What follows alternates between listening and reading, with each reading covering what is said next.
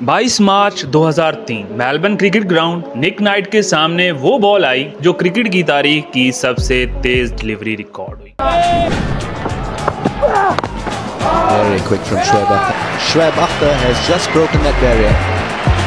161.3 kilometre per hour bowler Rawalpindi का लंबा पतला फास्ट बॉलर शोएब अख्तर। उस लम्हे में एक लेजेंड पैदा हुआ, लेकिन लेजेंड जितने शानदार लगते हैं उतने ही गलत फहमी भी पैदा करके देते हैं। पाकिस्तान क्रिकेट बोर्ड ने उसे मार्केट किया रावलपिंडी एक्सप्रेस के नाम, दुनिया का सबसे तेज बॉलर। मीडिया ने भी ये नैरेटिव को अपनाया, ये था असली रॉ पेस, क्रिकेट के पुराने दौरों की याद। स्पीड ही सब कुछ थी। 161.3 किलोमीटर पर आवर उसका ट्रेडमार्क बन, जो हर स्पोर्ट्स चैनल और क्रिकेट वेबसाइट पर बार बार दिखाया गया। लेकिन कैमरे ने कैप्चर किया वो सिर्फ कहानी का एक हिस्सा था। असल शोएब अख्तर उस पब्लिक इमेज से कहीं ज्यादा कॉम्प्लेक्स था। पहली सख्त सच्चाई ये थी, अपने प्राइम ईयर में शोएब अख्तर ने पाकिस्तान के आधे से ज्यादा टेस्ट मैच खेले ही नहीं। 1997 से लेकर 2011 के दरमियान पाकिस्तान ने लगभग 90 टेस्ट खेले और शोएब सिर्फ 46 में उतरा। मतलब दुनिया का तेज तरीन बॉलर बहुत दफा तो ग्राउंड पर ही नहीं उतरा। इंसानी जिस्म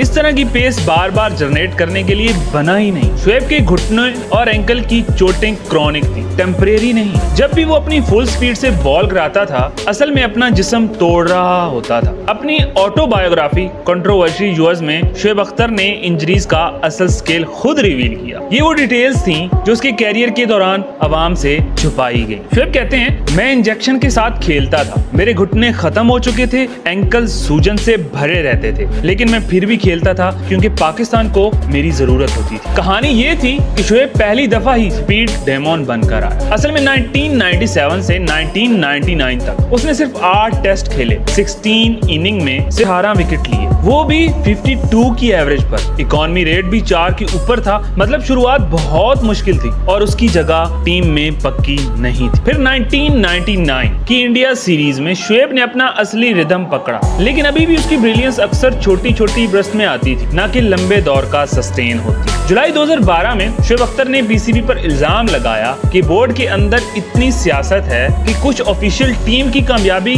देखना ही नहीं चाहते। ये सिर्फ रिटायरमेंट की बात की नफरत नहीं थी, बल्कि एक झलकी थी उन मसाइल की जो उसने अपने कैरियर भर झेली। 1999 का एक मौका शोएब का कैरियर खत्म होने के करीब था। आईसीसी ने उसकी बॉलिंग एक्शन पर सवाल उठाया। अगर उस वक्त जगमोहन दालमिया बीच में न आते तो शायद क्रिकेट की दुनिया अपना तेजी का सबसे बड़ा कातिल बॉलर खो दे। क्रिकेट राइटर उस्मान समीउद्दीन कहते हैं, शोएब का सबसे बड़ा सानिया ये था, उसकी ऑफ फील्ड कंट्रोवर्सीज ने उसकी ऑन फील्ड अचीवमेंट को दबा दिया। लेकिन अगर आप सच में उसके नंबर्स देखें तो समझ आता है कि वो वाकई अपनी यादों से ज्यादा इफेक्टिव बॉलर था। अक्सर कहा जाता है कि शोएब बस एक वेवर्ड टीयर अवे था, सिर्फ पेस लेकिन रिजल्ट कम। लेकिन असल नंबर कुछ और कहते हैं। टेस्ट क्रिकेट में उसने 46 मैचेस, 178 विकेट और एवरेज सिर्फ 25.69, स्ट्राइक रेट 54.4 बाल्स पर विकेट, जो किसी भी दौर के लिए एक्स्ट्रा ऑर्डिनरी है। इकोनॉमी रेट बस 2.83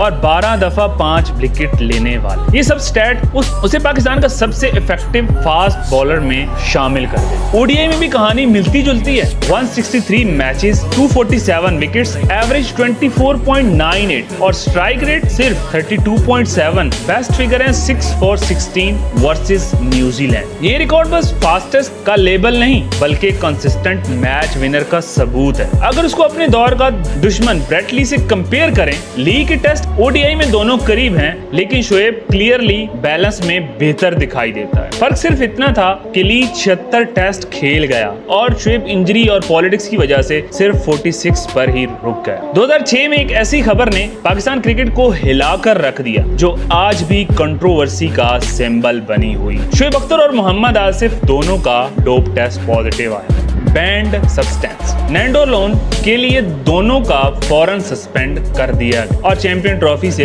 निकाल दिया। ये सिर्फ एक मेडिकल रिपोर्ट नहीं थी, ये पाकिस्तान की क्रिकेट की इमेज पर एक और दाग था। नैंडोलोन कभी भी नेचुरली भी बॉडी में पैदा हो सकता है, ये कुछ सप्लीमेंट में मिल जाता है। शुएब के केस में लेवल ज्यादा नहीं थे, लेकिन क्रिकेट के रूल सीधे, जीरो टॉलरेंस, पॉजिटिव आया मतलब कंट्रोवर्सी तय है। शुएब ने अपनी किताब कंट्रोवर्शियल यूअर्स में लिखा, मैं सप्लीमेंट ले रहा था इंजरीज के लिए, मुझे आइडिया ही नहीं था कि उनमें बैंड सब्सटेंस शामिल है। सिस्टम ने मुझे फेल किया उतना ही जितना शायद मैंने खुद को फेल किया। सस्पेंशन के बाद ओवरटर्न हो गया, लेकिन उस वक्त तक शुएब की रेपुटेशन को जो नुकसान पहुंच चुका था वो परमानेंट बन गया। जनवरी 2004 Melbourne cricket ground, Shoaib Akhtar अपने कैरियर का शानदार स्पेल डालता है। ऑस्ट्रेलिया अपने होम ग्राउंड पर उसके सामने झुक जाता है। मैच में टोटल 8 विकेट्स और दूसरी इनिंग में सिर्फ 6 ओवर डालकर 6 for 11। ये सिर्फ रॉ पेस का दर्ज नहीं था, ये दिखाता है कि शुएब लाइन, लेंथ और स्विंग के साथ कितना डेंजरस हो सकता है। 6 विकेट फॉर 11 रन, 6.1 ओवर,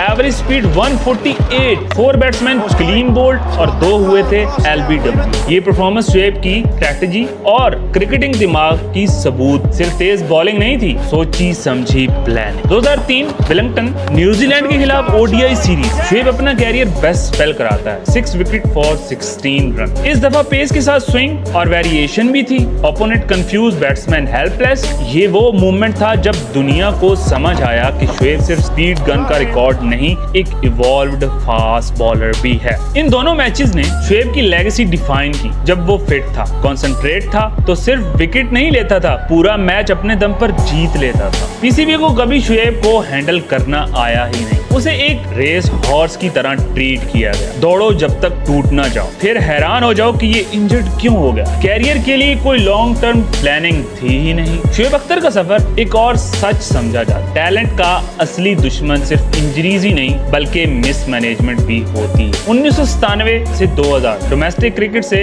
हद से ज्यादा ओवर यूज, 2001 से 2003 तक इंजरीज मैनेजमेंट की बार बार फेलियर, 2004 से 2006 तक पीक ईयर्स, लेकिन कंट्रोवर्सीज ने ओवरशैडो कर दिया। 2007 से 2011 तक फिटनेस और कैरियर दोनों को बेहतरीन प्लानिंग की कमी ने खत्म कर दी। पाकिस्तान क्रिकेट बोर्ड के पास दुनिया का सबसे तेज बॉलर था, लेकिन उनके पास कोई रोड मैप नहीं था, ना वर्कलोड मैनेजमेंट, ना फिटनेस का, ना स्ट्रक्चर्ड प्लान। नतीजा ये हुआ कि जिस बॉलर ने पाकिस्तान के लिए 10 से 12 साल डोमिनेट करना था, उसका कैरियर इंजरीज और पॉलिटिक्स की भीड़ चढ़ा। सचिन कहते हैं शुएब का सामना करना बिल्कुल एक एक्सप्रेस ट्रेन का सामना करना जैसा है, लेकिन उसकी खास बात ये थी वो इतनी स्पीड पे भी बॉल को स्विंग कर लेता था और वही उसकी स्पेशलिटी थी। ब्रेन लारा कहते हैं मैंने दुनिया का सबसे बड़ा फास्ट बॉलर का सामना किया है, लेकिन शुएब के पास वो एक एक्स्ट्रा यार्ड था जो आपको हमेशा सरप्राइज कर देता था, चाहे आप रेडी ही क्यों ना हो। जब दुनिया के सब बड़े बैट्समैन शुएब के सामने आते थे तो उनको सिर्फ पेस नहीं, उस पेस पे स्किल का भी